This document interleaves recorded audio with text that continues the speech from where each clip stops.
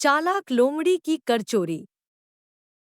समृद्ध भारतवन में राजा शेरू ने एक निष्पक्ष कर व्यवस्था लागू की। सभी जानवर अपनी हिस्सेदारी देते थे ताकि जंगल के संसाधनों को बनाए रखा जा सके और हर किसी की सुरक्षा सुनिश्चित हो। कर से इकट्ठा धन नदियों की सफाई, आश्रय निर्माण और जंगल की सुरक्षा जैसे प्रोजेक्ट्स में लगाया जाता था। ज्यादातर जानवर ईमानदारी से नियमों का पालन करते थे, लेकिन चालाक लोमड़ी भोलू के इरादे कुछ और ही थे। भोलू एक चालाक व्यापारी था जो जंगल के बाजार में फल, जड़ी बूटियां और लकड़ी बेचता था। लेकिन बाकी जानवरों की तरह भोलू अपनी कमाई का हिस्सा समुदाय के साथ साझा करने में दिलचस्पी नहीं रखता था। उसने कर व्यवस्था को एक मौका समझा जहां वह सबको चकमा देकर अपनी दौलत बढ़ा सकता था। भोलू ने धोखाधड़ी की कला में महारत हासिल कर ली थी। उसने दो अलग-अलग रजिस्टर रखे, एक अधिकारियों के लिए और दूसरा अपने लिए। इसके अलावा उसने जंगल के अंदर एक गुप्त गोदाम बनाया था, जहां वह अपना ज्यादातर माल छुपाकर रखता था। भोलू, मैं इतना ज्यादा कर क्यों दूं, जब मैं अपनी कमाई छुपा सकता हूं? मुझसे ज्यादा चालाक कोई नहीं है। मेहनत मैं करूं और मलाई ये लोग खाएं। ग्राहक, भोलू, तुम्हारे फल हमेशा ताजे रहते हैं। आज मुझे एक बड़ा टोकरी चाहिए। भोलू, बिल्कुल। लेकिन हमारी यह छोटी सी डील किसी को मत बताना। भोलू ज्यादातर बिक्री नकद में करता था, ताकि उसका आधिकारिक रिकॉर्ड में जिक्र न हो। उसने तिलचट्टों की मदद से अपने सामान को भूमिगत सुरंगों के जरिए स्थानांतरित किया, ताकि कर अधिकारियों की नजरों से बच सके।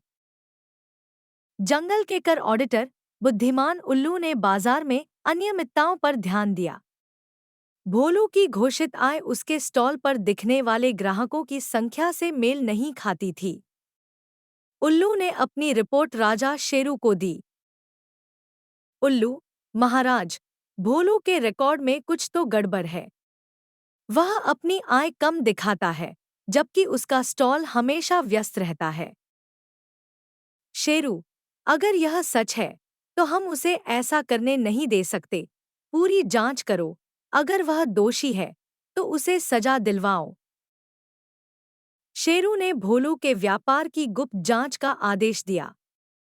उल्लू और गजेंद्र ने भोलू के स्टॉल और गतिविधियों पर करीब से नजर रखनी शुरू कर दी।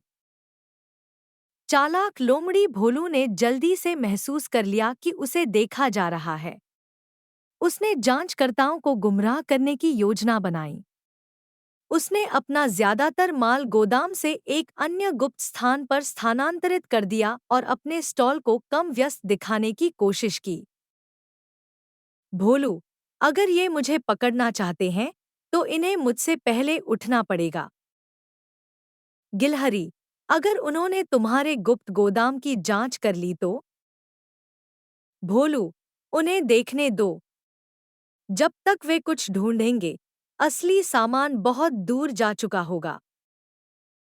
जब गजेंद्र और उल्लू ने भोलू के स्टॉल और गोदाम पर छापा मारा, तो उन्हें बहुत कम सामान और कोई सबूत नहीं मिला। भोलू ने नकली रसीदें और रिकॉर्ड पहले ही तैयार कर लिए थे, ताकि सब कुछ वैध लगे। गजेंद्र, ऐसा लगता है कि सब कुछ सही है। उल्लू, शायद हमने भोलू के बारे में गलत सोचा। उसके रिकॉर्ड उसके स्टॉक से मेल खाते हैं। भोलू दूर खड़ा मुस्कुरा रहा था, क्योंकि जांचकर्ता खाली हाथ लौट गए। जैसे ही जांचकर्ता चले गए, भोलू अपने नए गोदाम में लौट आया, जहां उसका सारा सामान सुरक्षित था। उसने अपनी चतुराई पर हंसते हुए अपना काम जारी रखा, इस बार और सावधानी बरतते हुए।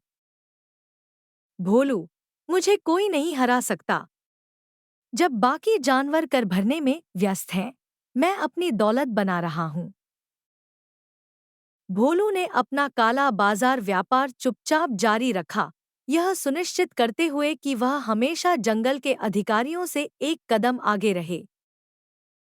जहां ज्यादातर जानवर भारतवन के नियमों का पालन करते थे, भोलू ने अपने फायदे के लिए नियमों को तोड़ने के रास्ते खोजे। उसकी चालाक योजनाओं ने उसे अमीर बना दिया, लेकिन उसने जंगल की व्यवस्था में असंतुलन पैदा कर दिया। भोलू की कहानी यह दिखाती है कि चालाकी और धोखा शॉर्ट टर्म सफलता तो ला सकते हैं, लेकिन यह समुदाय के लिए नुकसानदायक है।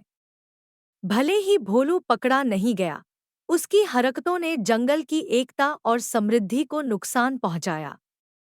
सवाल यह है, कोई कब तक सिस्टम को चकमा दे सकता है, जब तक सिस्टम उसे पकड़ न ले? आगे क्या होता है यह जानने के लिए हमारे चैनल को लाइक और सब्सक्राइब करें।